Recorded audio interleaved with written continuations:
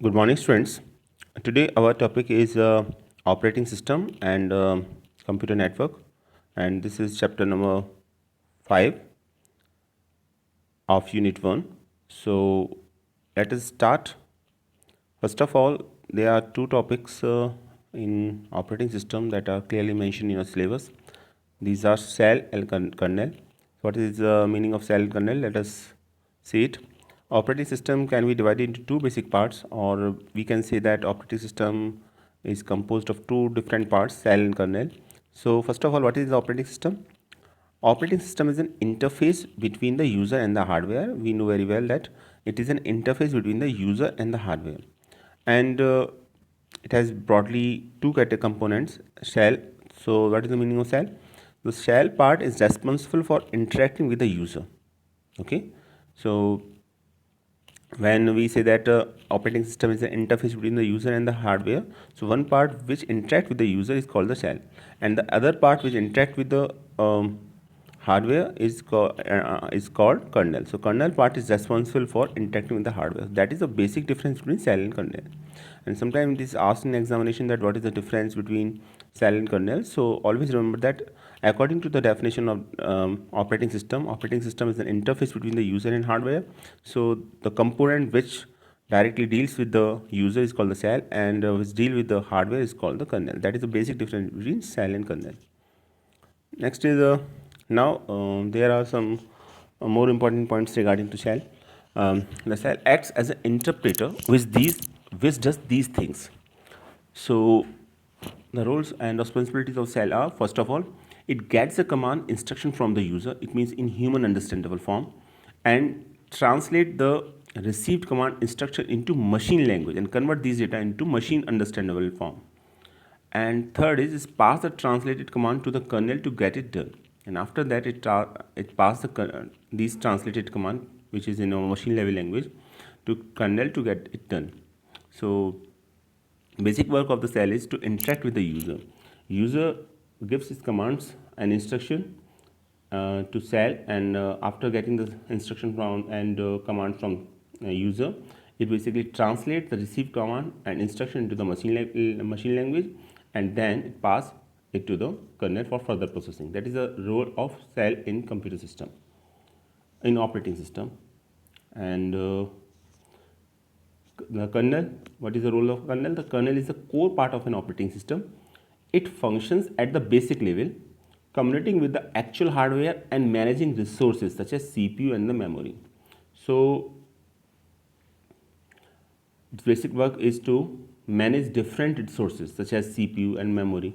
So resource management is done by the kernel, and it works the interface between the user application and the hardware. And as we know that according to the definition of the operating system, one part is responsible for the interacting with the user, that is the cell, and the other part which is responsible for the uh, interaction with the hardware is called the kernel. So kernel basically interact with the hardware, and its main work is to resource management, whatever the resource computer have.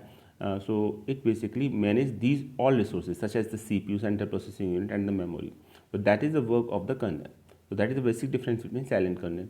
And whenever it is asked in examination, always try to give the answer, give your answer in terms of table of form, cell and kernel, and there are at least three difference should be mentioned, and all these three terms are given here.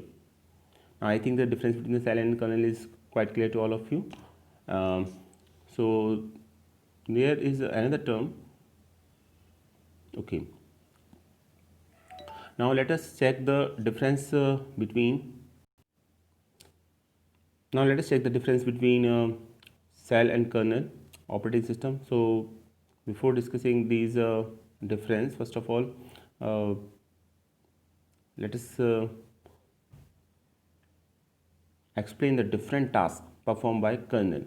So the main tasks that are performed by the kernel are, first of all, process management. As we know that process is nothing but only the program in execution is also called the process. And process, there are different process, and which process is going to be execute first and which process is going to be later on in the in computer system is decided by operating system, and that the part which is decided the execution of the process or the order of the process is called the kernel. And second is device input output management. Different types of input output devices management are also handled by the kernel. And then interrupt and the event handling. So different events are going there in a computer system, and which event is executed first and which event is executed later in the computer system is also decided by the kernel. And interrupt it is basically the request sent by the different devices to the operating system for resource requirement or for execution of the particular process or event. So that is called the interrupt. So operating system basically deals with the interrupt, takes request from different sources, different input output devices, and perform according to the priorities. So suppose two different devices, we can say that a memory and a particular input device, suppose keyboard, sending the request to send the data and store the data at the same time, and this request is called the interrupt.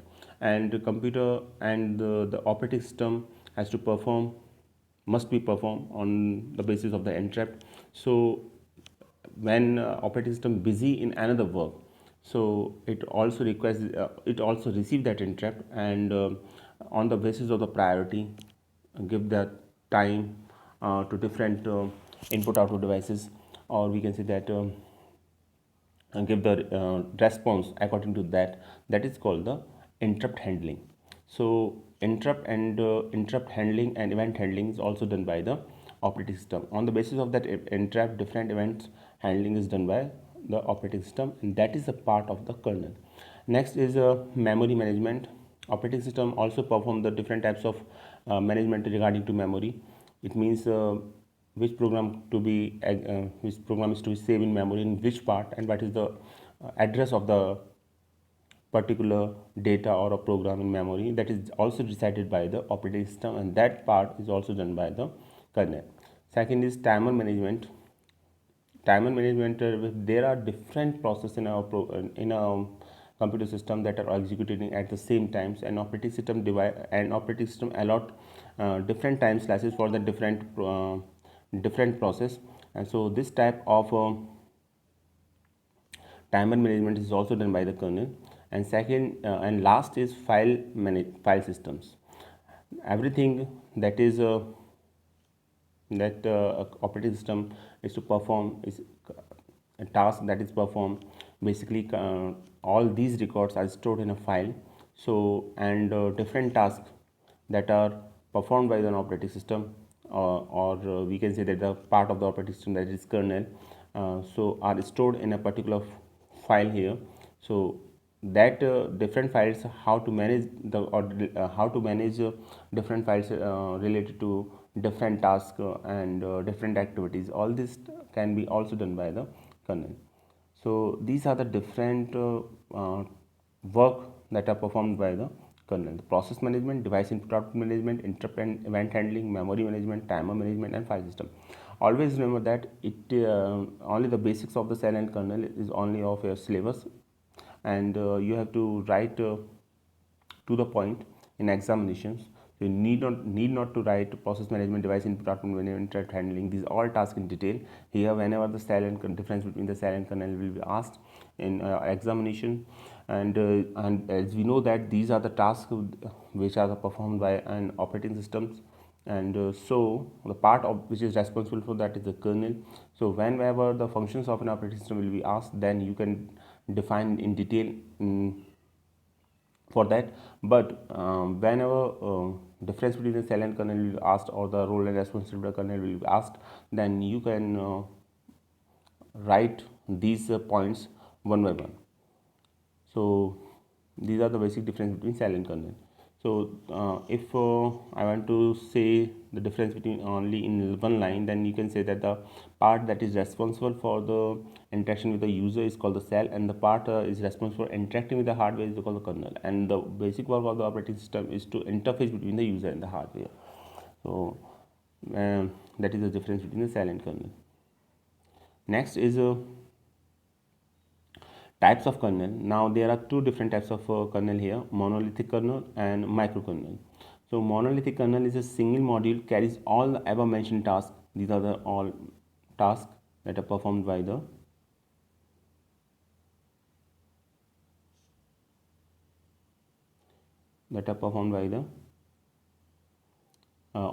kernel. So these tasks are performed by a single mentioned single module, then it is called the monolithic kernel. So in a single module carries all the ever mentioned tasks of a kernel such as kernel is called the monolithic kernel. And if a kernel contain minimalistic module for which for where for basic functions only and get other services done through separately written specialized software, okay, then this type of kernel is called the microkernel. So there are two types of kernel. First of all, monolithic kernel and microkernel. If there is a single module which perform all the tasks, then it is called the monolithic. And microkernel is, as far as microkernel is concerned, so microkernel contain minimalistic module.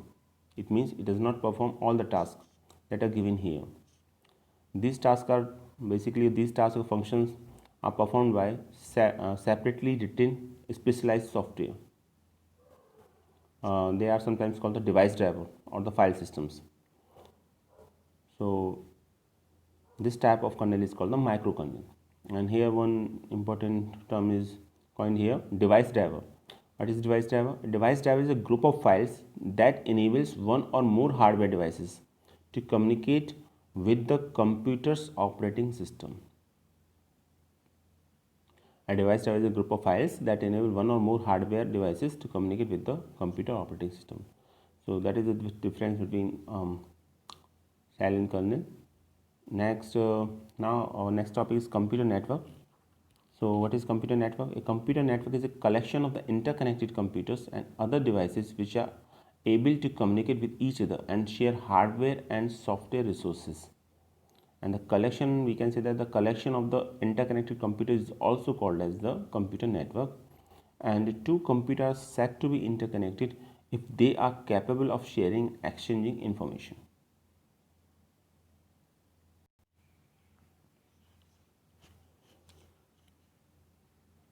So here is the definition. You can easily see that the collection of interconnected computers. The collection of interconnected computers is called the computer network. So the basic purpose of the computer network is to connect different computers, and that computers are also called as node or workstation. It is also remember that these computers are also called the node or workstation. So different computers are connected together, and when different computers are connected together, then this type of connection is called the computer network. And there is a one important question regarding here, that why we connect different computers together, because of resource sharing. Resource sharing. Suppose there is only one computer in our lab or in our office, and you want to connect this computer to all these this printer to all these computers, then it is possible only because of the computer network. So this printer when you send any command through any computer, then this command can be received by that printer if there is a proper computer network here, and that gives you a printout. Otherwise you need to you require printer for your each and every computer, and that basically increase your cost. So the basic purpose of the computer network is resource sharing. Okay, and let us take the second definition. A computer network is a collection of interconnected computer and other devices which are available. So not only the computers but also other devices such as the printer can be connected to the computer network, which are able to communicate with each other and share hardware and software resources. So they can share both the hardware and the software resources. Okay, a software can also be shared when computers connected to each other. And third definition is the two computers said to be interconnected if they are capable of sharing, exchanging information. When we say that capable of sharing, exchanging information, then it means that you can share data, you can share software, and you can also share hardware resources here. So the basic difference, so the basic definition as far as the computer network is concerned is the collection of interconnected computer is called the computer network. Okay, so you can easily see here that is a diagram in which we can easily see that different computers are connected to each other. These are the computers again, these are the printer. So different devices and computers are connected to each other, and you can also see here that these are connected in different manner. And when computer connected to each other in different manner, they are called the, this is called the topology. So here you can see that one of the topologies is ring topology, where all the computers connected in form of a ring. You can see that there is a ring here. Then this is a ring topology, and when two or more computers connected each other by a single cable, then it is called the bus topology. So these are computer connected to a bus topology. So this is also possible that different computers are connected together in different ways, means via different topologies, and all of them are interconnected to each other, not within a single room or a single lab or a single office, but also different office can also be connected to each other via computer network, and this is called the server. Okay, and this is printer here. So different computers connected to each other using computer network, and this is a line or cable by which these are all are connected to each other. So this is because of the resource sharing only. And when we want to share our resources such as software or hardware or share any data or information, then we use the computer network. Now uses of networking, here there are some uses of networking. First of all, resource sharing. Resource sharing means to make all programs, data and peripheral, means input output devices or secondary storage devices, also called the peripheral devices. So this is a very important term. All input devices and all output devices and all secondary storage devices such as the CD, DVD, pen drive, these all are commonly called as the peripheral devices. Okay, so resource sharing means to make all programs, data and peripheral, means input output devices, available to anyone on the network irrespective of the physical location of the resources and the user. That is called the resource sharing. Okay, that is the first main uses of the networking. Second is reliability. Reliability means to keep the copy of the file on the two or more different machines. So if one of them is unavailable due to some hardware crash or any other, then its other copy can be used. So that is the basic advantage of the computer network, that copy of different data or software are available when we use computer network. So in a case of hardware crash or any other type of problem, then we have another copy that we can use. Third is cost factor. Cost factor means it greatly reduces the cost since the resources can be shared. Okay, that is already discussed when we explained the example of the printer, that a single printer can be explained by different computers. So it reduces the total cost. Next is communication medium.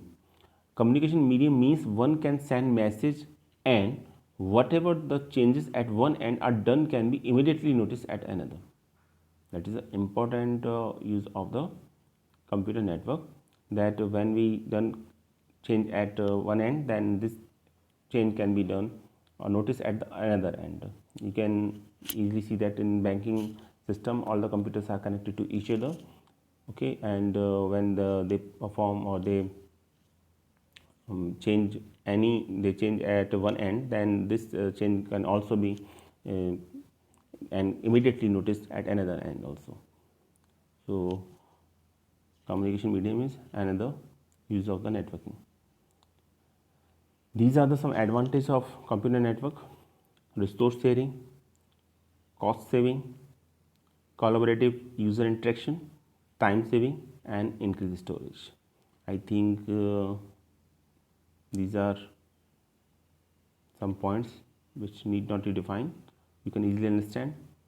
Resource sharing, cost saving, collaborative user interaction, because more than one user are interacting each other through computer network. It saves our time, and increased storage capability also, because data is stored in different computers also, so large storage is also there. Next is evolution of the networking.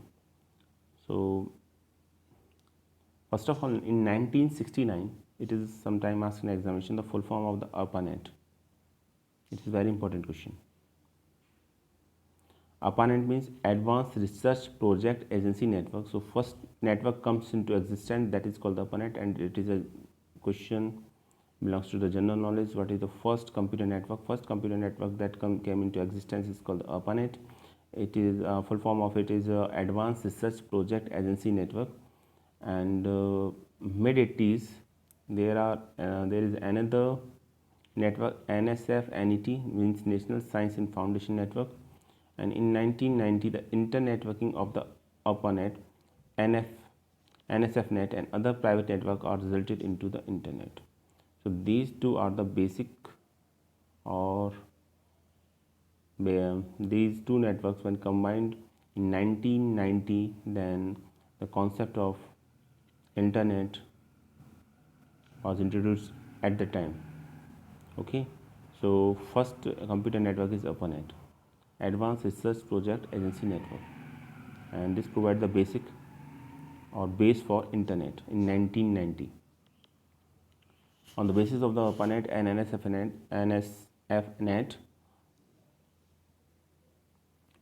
internet is introduced in 1990. Internet was introduced in 1990. That is a very important question. Always remember the full form of ARPANET, Advanced Research Project Agency Network, and year also 1969. So you can easily see here.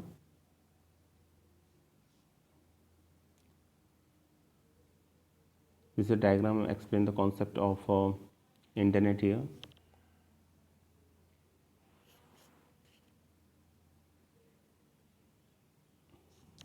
ARPANET is here. After that 1980 NSFNet, and after that using these two technology, internet was introduced in 1990. Okay.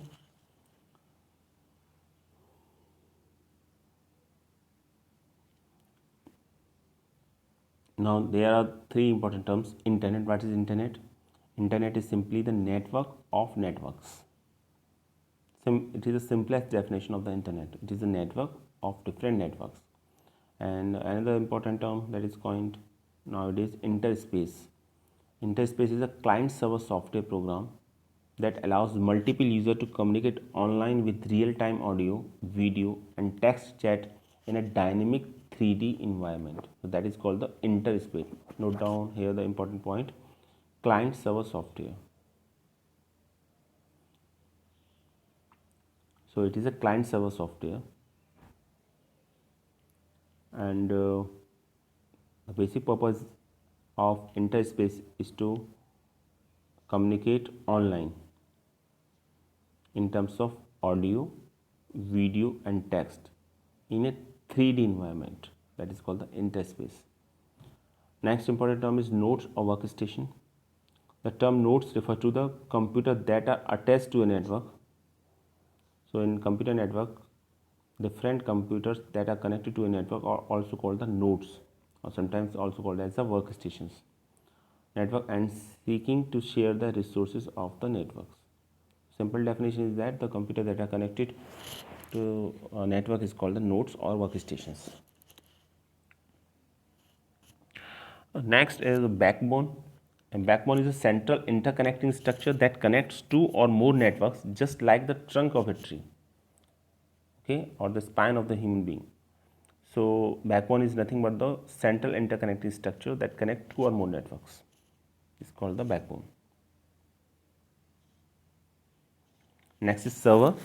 Server is a computer that facilitates the sharing of data, software, and hardware resources. It is also asked in your examination, what is a server? So server is a computer that facilitates the sharing of data, software, and hardware resources, that is printer, modems, etc. on the network, is termed as the server. And other computers that are connected to the network are also called as a client. So that is here the term client server, okay, used in interspace. So server is a computer that facilitates the sharing of the data. That the main computer is called the server, sharing of the data and software and hardware resources. and other computer in a network are also called as a client.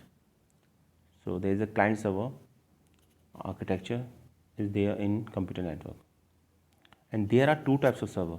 First of all, non-dedicated server, and second is dedicated server. Non-dedicated servers serves are not completely non-dedicated servers are not completely dedicated to cause of serving. Okay, such server can facilitate the resource sharing among workstations, means nodes, on a proportionality small scale. The small network using such server are known as peer-to-peer networks. And second is dedicated server. In dedicated server system, one system is reserved for server's job, and it work on the principle of master slave relationship. It means the main computer that is called the server is the master, and other computer that is called the client or work as a slave. It means that they directly get the instruction from the server, and according to that instruction they can perform their task. So there is a master slave relationship in a dedicated server, while in non dedicated server there is a peer to peer network. Means all computers have equal lights, peer-to-peer networks, and in which the server are not completely dedicated to cause of serving.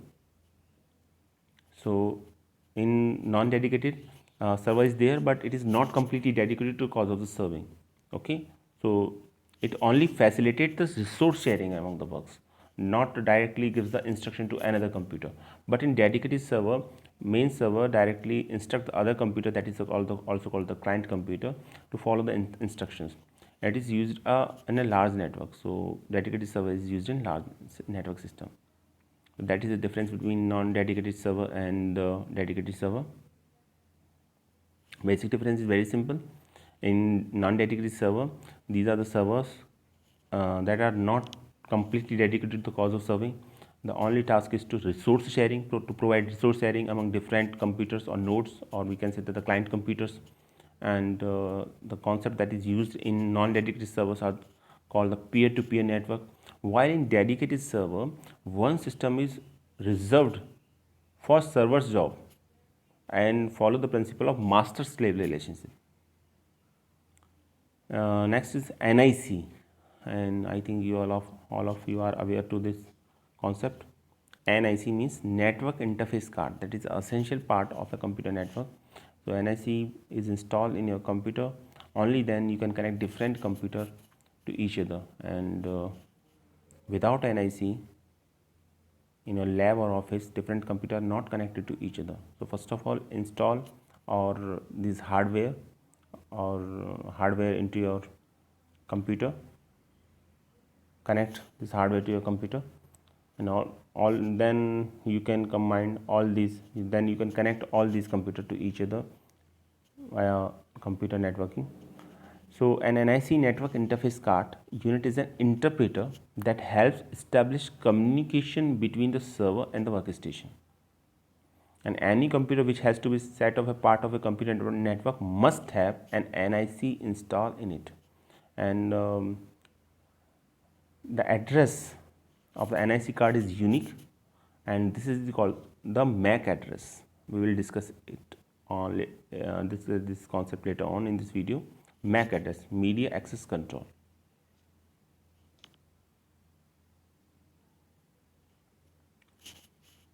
You can see here the NIC manufacturer assign a unique physical address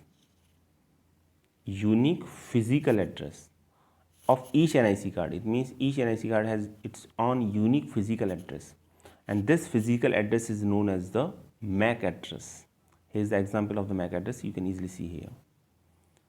Here it can be divided again into two parts. This is first part here, and this is second part here. The prefix 00A0C9, you can see here, indicates that the manufacturer is Intel Corporation, and the last three numbers 14C835 are given by the manufacturer Intel in the example to the NIC. This is a small example here. So first part basically contain the information about the manufacturer. Intel is one of the manufacturer of NIC card. So basically this information belongs to Intel Corporation. And the second part contain basically the information regarding to the This is a unique information, and it is the information about the NIC card. This is the information about the company, and this is the unique number that is assigned to each NIC card.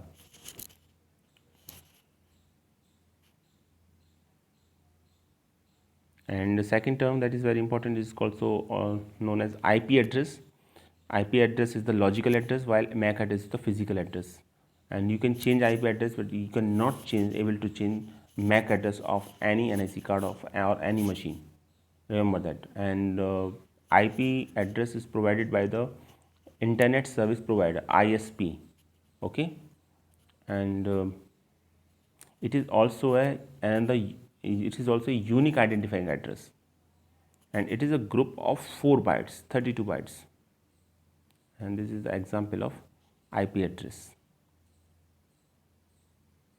So IP address basically is used to identify a machine in a network, and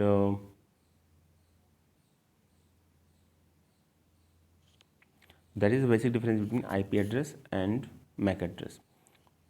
MAC address is media access control, is a physical address. IP address is a logical address.